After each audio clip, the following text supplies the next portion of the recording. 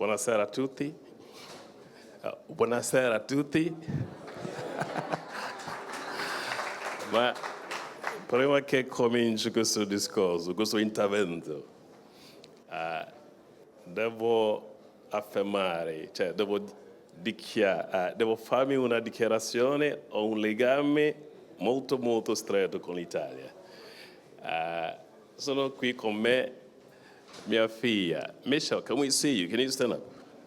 Hello, Michelle, stand up, let's see you. That's my daughter. Mi sono laureato in Italia. Ho fatto l'università tanti anni fa, all'Università di Trento. Ho studiato filosofia. Quindi ho letto la Repubblica di Platone, come tanti come voi. But I've also had a relationship with Italy, not just studies, but work. I met my wife here. So whilst I was studying, this is where I met Dorcas, and Michelle is the first product of that relationship. I still kept my family here. I have a home very close to Lake Como, if you come back. Very beautiful place in Abavila. Michelle studies at College Como. It's a boarding house, and whenever she's on vacation, she travels with me. And she performed the role of personal assistant and personal bodyguard as well. But I want to thank the team here, Andrea and the team, and the wonderful work that you're doing. I think I'm really, really impressed. Anything African is of importance to me. And when you have Italian innovation, Italian commitment, Italian energy, collaborating with Africans, I think it's something that I'm always pleased to be associated with. So, Andrea, you're a young man, but I think we're carrying a big vision. Let's clap for this young man. He's doing so well in the continent. Yeah, thank you. That's very well, right? I've got something I'll present to you very soon. But I also, to my colleagues, my brothers on the continent, my sisters, I think it's an opportunity. I must admit here, I'm a frank speaker. I don't think Italy started very early. I've had experience with this country more than 2 decades. I think Italy has been slow in terms of its opening to the African continent. I know Mattei Plan. In fact, I pushed Mattei Plan, Ghana into Mattei Plan. I've worked with your minister, also, right, who is a minister for public enterprises. I work with Frattasi, who used to head Agenzia Nazionale per Cybersecurity, Eva and others. I think it's been slow. Just 2 weeks ago, I was in Ghana with the rector, the University of Padua, also opening up international. It's been slow. But I think there is something positive in terms of how Italy environment is opening to the African continent. A continent of enormous opportunity, enormous talent, enormous potential. And my story started here.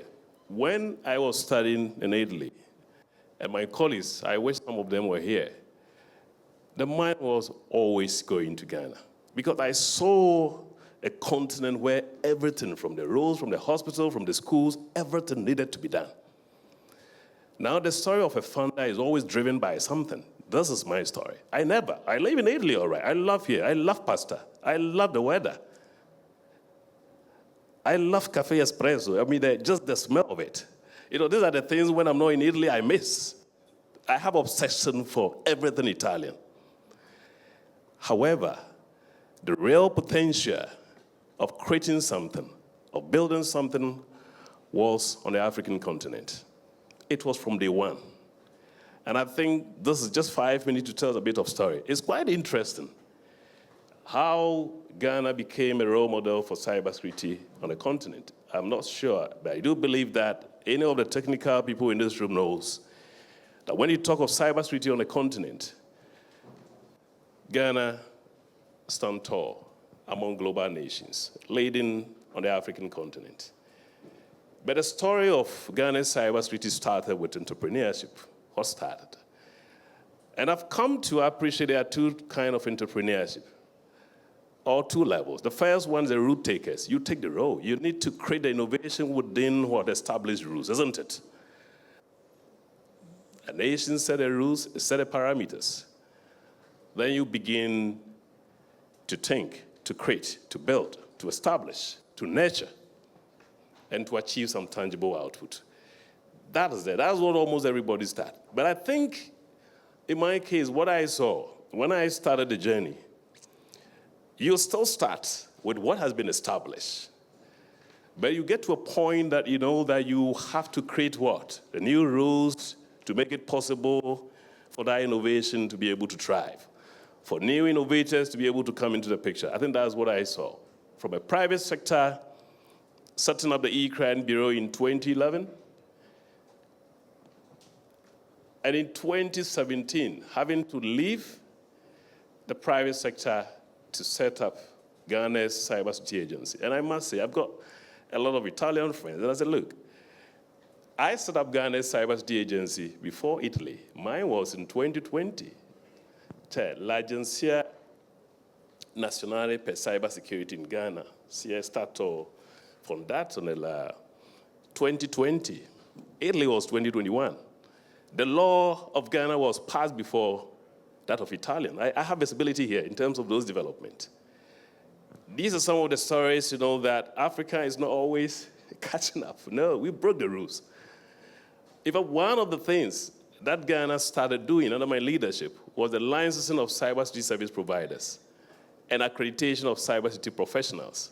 So in Ghana, to do cybersecurity, to set up cybersecurity, you need to get a license. Ghana was the second country, apart from Singapore, to have introduced this innovation. And now we have a number more countries. If you are from Zambia, check your law. The Zambian law is based on Ghana's law.